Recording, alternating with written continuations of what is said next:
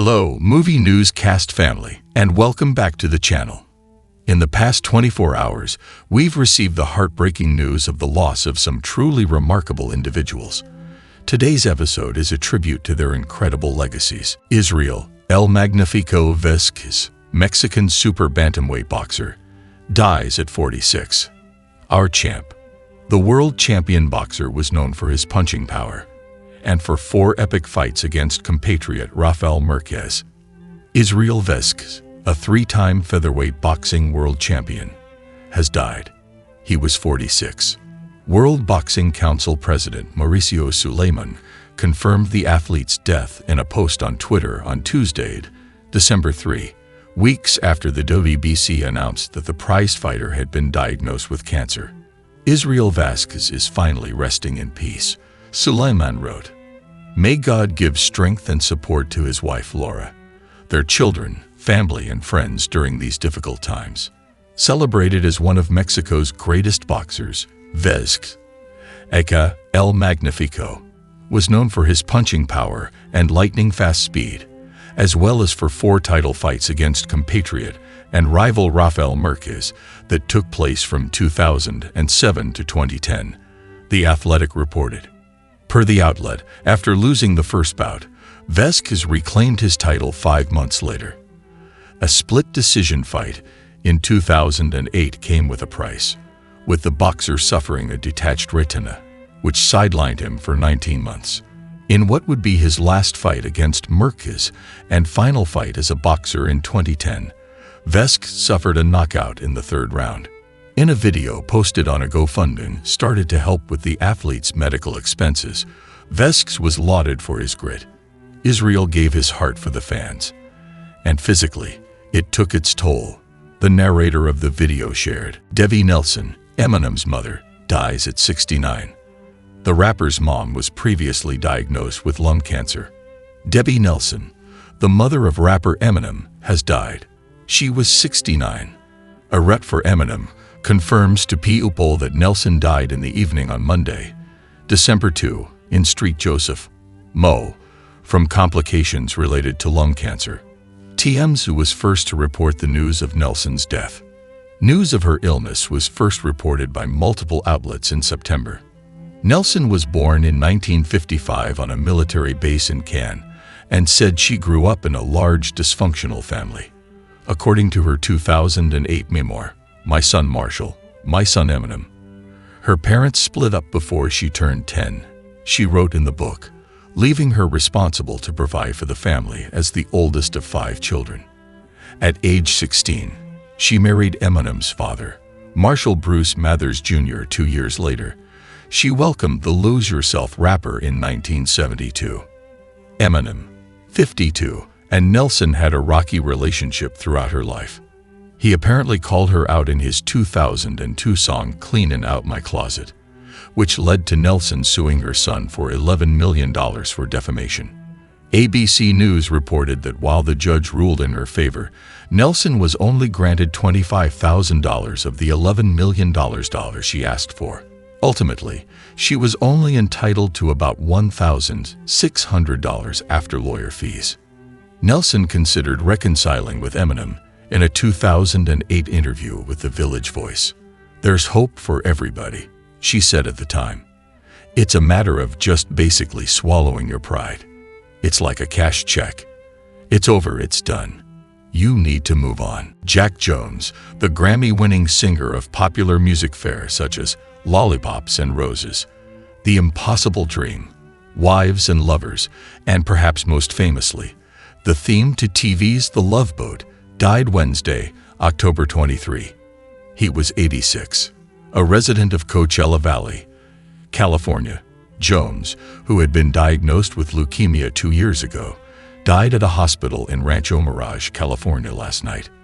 His family announced the news today to KESQ News Channel 3 of Palm Springs. Born into a show business family on January 14, 1938, John Allen Jones was the son of singer Alan Jones and actress Irene Hervey. He would become one of the most popular singers of the adult contemporary, or easy listening, style in the 1960s. He scored Grammy Awards in 1962 for Lollipops and Roses, and 1964 for the Burt Bacharach and Hal David composition Wives and Lovers, just several years after his 1959 album debut, This Love of Mine. Even as rock music increasingly displaced the crooning, great American songbook style favored by Jones, he would continue to score hits throughout the 1960s, including The Race Is On, The Impossible Dream, The Quest, and Lady.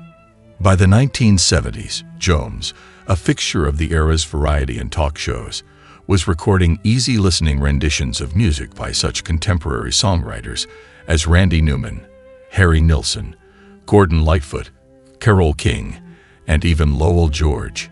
Jones recorded a version of George's Little Feat hit Dixie Chicken. His 1972 album Breadwinners was a tribute to the soft rock band Bread. While continuing to perform in Las Vegas and on nightclub stages, Jones broke through to a new and wider audience in 1977 when he sang the theme song to the immensely popular TV show The Love Boat.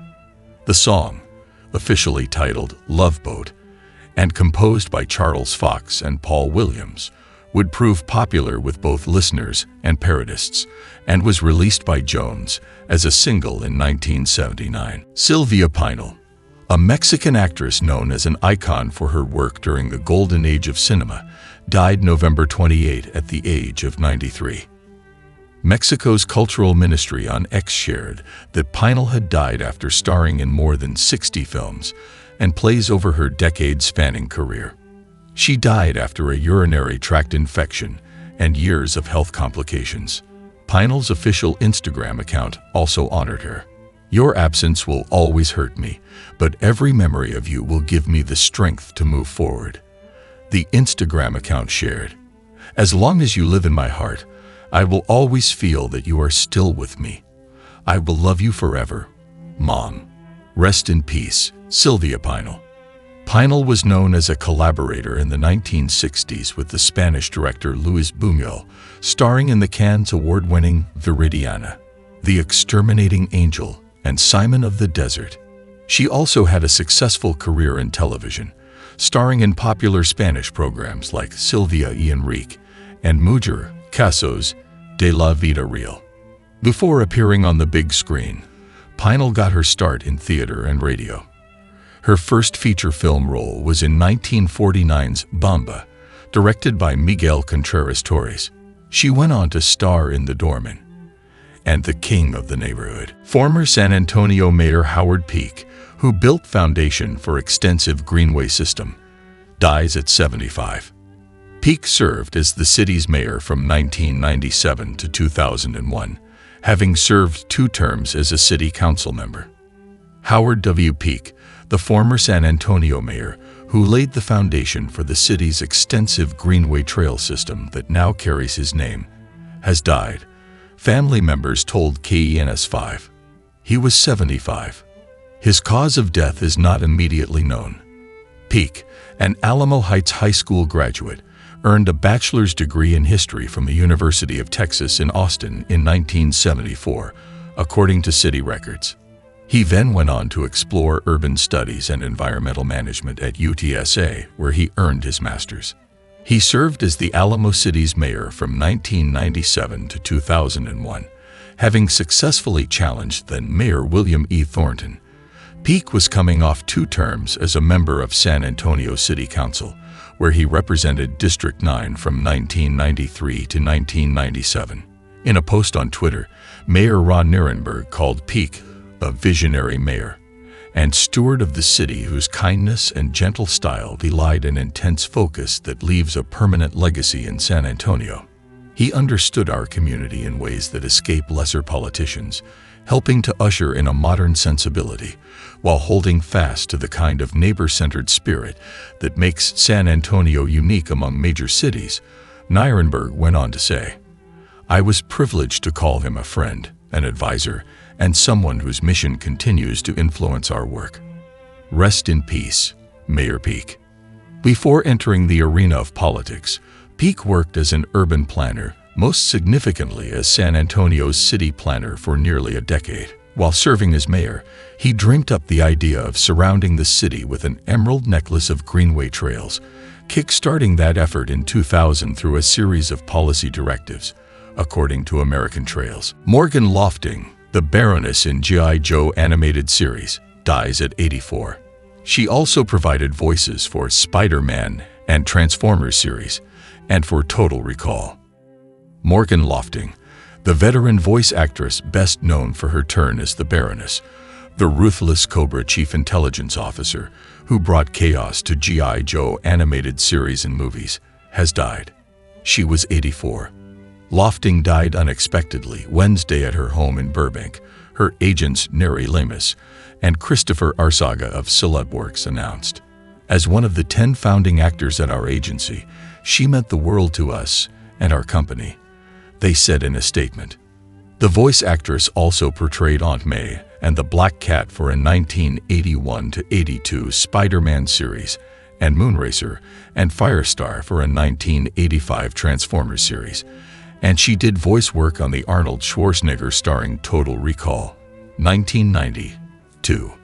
Lofting came up with a European accent for the dark-haired Baroness, a sexy master of disguise and expert in weapons and hand-to-hand combat, who sported black-rimmed eyeglasses and a tight black leather outfit. She voiced the terrorist in G.I. Joe miniseries in 1983, 84, and 89, for 4 seasons of 2 series that aired in 1985-86 and 1990-91. In the 1986 TV movie G.I. Joe, Arise, Serpentor, Arise, and in 1987's straight-to-video G.I. Joe, the movie. In 1989, she went back to college to finish her bachelor's degree and then earned her master's in history at Cal State Northridge. She later found a love of bartending with books, as she called it. As a librarian, she returned to voice acting in 2013 by playing the former villain Festina on Ben 10. Omniverse. Jonathan Hayes, star of the original Little Shop of Horrors, dies at 95.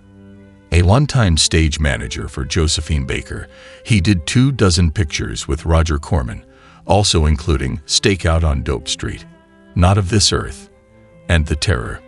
Jonathan Hayes, who starred for Roger Corman as the flower shop assistant Seymour Krelborn in the original The Little Shop of Horrors, just one of 24 films he made with the B-movie legend, has died. He was 95.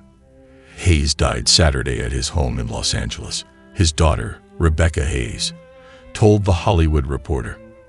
A cousin of drummer Buddy Rich, Hayes was a valuable and versatile member of Corman's repertory company from 1954, when he acted in The Fast and the Furious and Monster from the Ocean Floor, until 1967, when he appeared in the Street Valentine's Day Massacre and served as an assistant director on The Born Losers. In one of his more noteworthy turns, Hayes portrayed one of the 3 teenagers who stumble upon $250,000 worth of heroin and become dealers in Warner Bros. Drama Stakeout on Dope Street, 1958, the first feature directed by Irvin Kershner. In addition to Rebecca, survivors include another daughter, Dee Dee, his grandchildren, Andra, Rocco, and Ruby, and his great-grandson, Sonny. He was married to costume designer Roberta Keith, who died in September, from the mid-1960s until their 1981 divorce. Former Apple Valley resident, Major League Baseball pitcher Don Ferraris dies at 95. A force in local humanitarian efforts, Ferraris once struck out Mickey Mantle and pitched for the Orioles, Indians, White Sox, Phillies, and Cardinals during his storied career. Former Apple Valley resident, Major League Baseball pitcher and humanitarian Donald Hugh Ferraris has died. The Ferraris Foundation and loved ones made the announcement on Monday about the 95-year-old Ferraris. His family has requested privacy at this time. A memorial service is being planned, most likely next spring, according to the foundation. Loved ones commented that Ferraris is now in the arms of Jesus and reunited with his late bride, Betty Jean Olson Ferraris, who died at the couple's Colorado home on September 14, 2019. Apple Valley Mayor Scott Nassif shared his thoughts on the death of Ferraris with the Daily Press. Don Ferraris was a big inspiration and example for me growing up in Apple Valley, Nassif said. He was very involved in Little League and youth sports, as well as his involvement in the Apple Valley business community. Don also personally helped Susan and myself with our business and property management. Don and Betty will always hold a place in our family's heart. Elwood Edwards, the voice of AOL's You've Got Mail alert, dies at 74. Elwood Edwards, the voice that greeted millions of AOL users with You've Got Mail when they opened their inboxes, died on Tuesday. He was 74.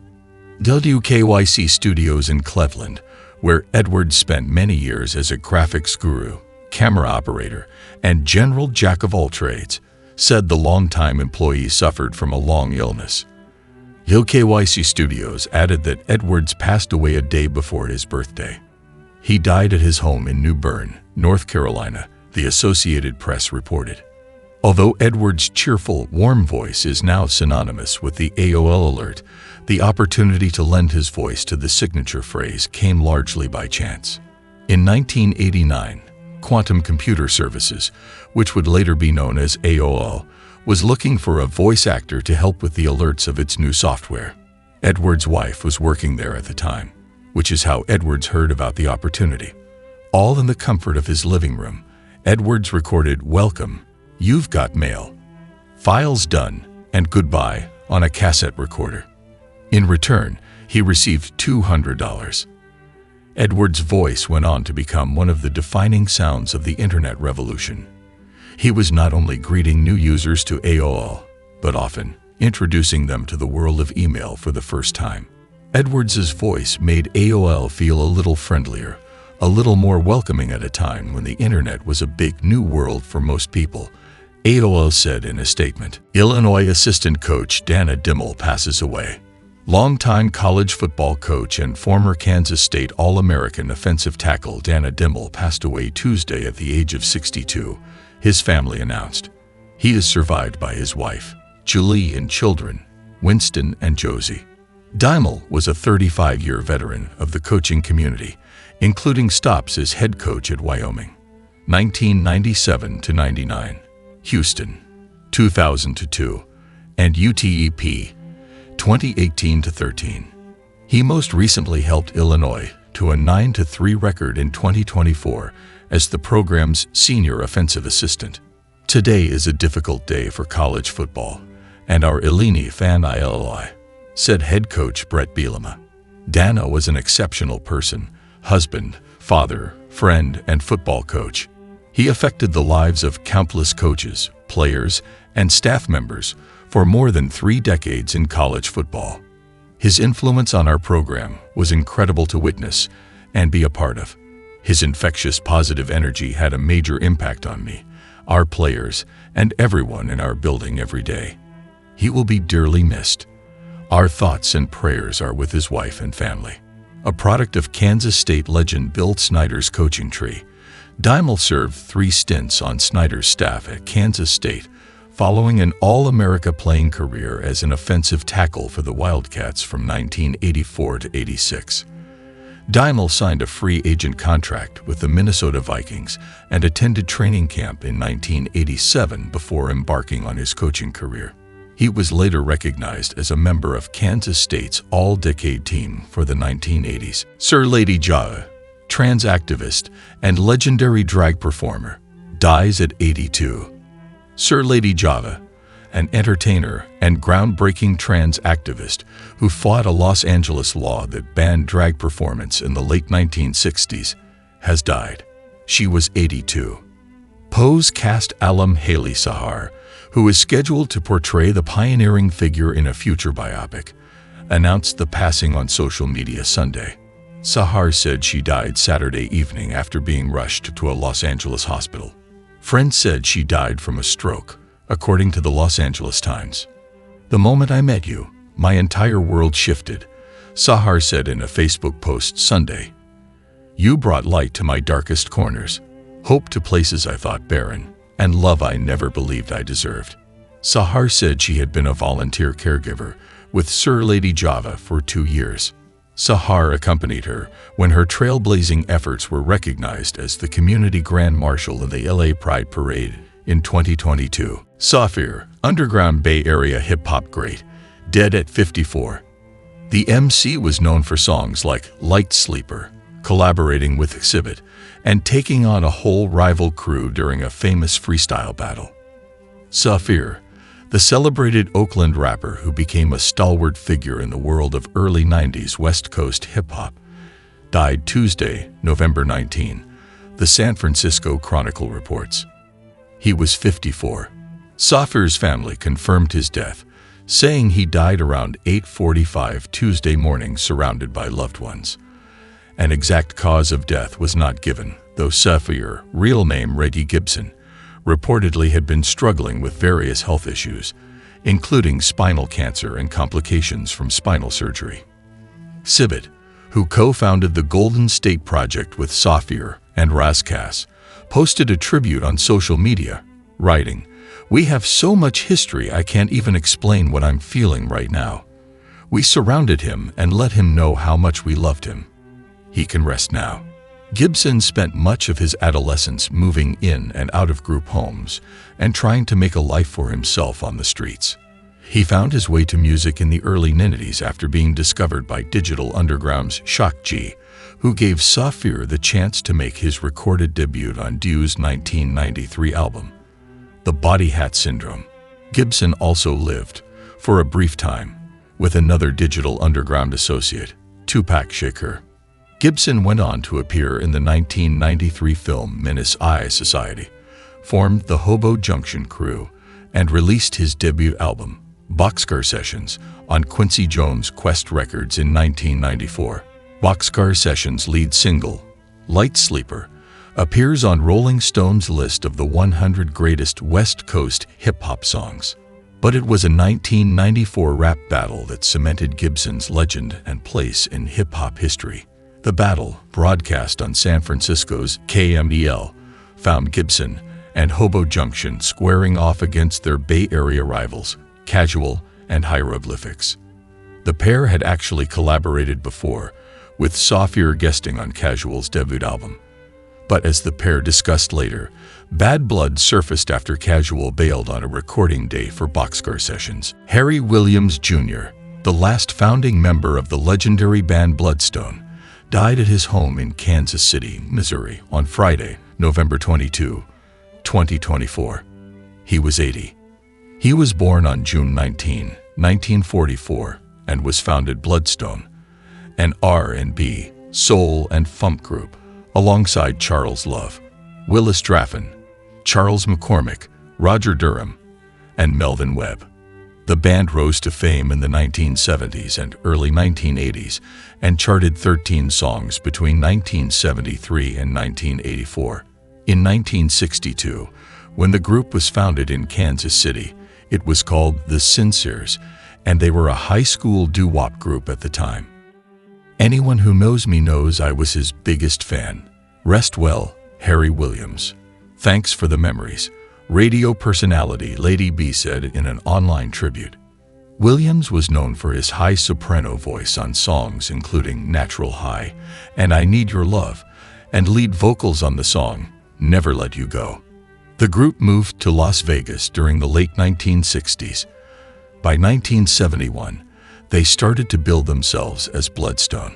According to the website soultracks.com, the group's first album, titled Bloodstone, introduced the song That's the Way We Make Our Music, and the gold follow-up album, Natural High, gave the group its signature song in the title track, which reached the top 10 on both the pop and R&B charts. Bloodstone became known for their funk/soul tracks that blended Jimi Hendrix-styled rock music with doo-wop and gospel music undertones. Soul Tracks said.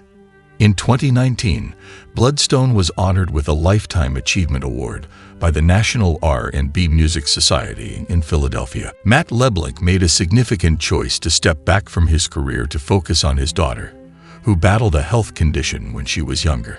She has since overcome her challenges and is now thriving as a young woman. Curious to see how she's grown. Matt LeBlanc, best known for his role in Friends, shares a child with his ex-wife, Melissa McKnight. The couple married in May 2003 and welcomed their daughter, Marina Pearl LeBlanc, in February 2004. She was born with a delicate condition, but over time, her health has greatly improved.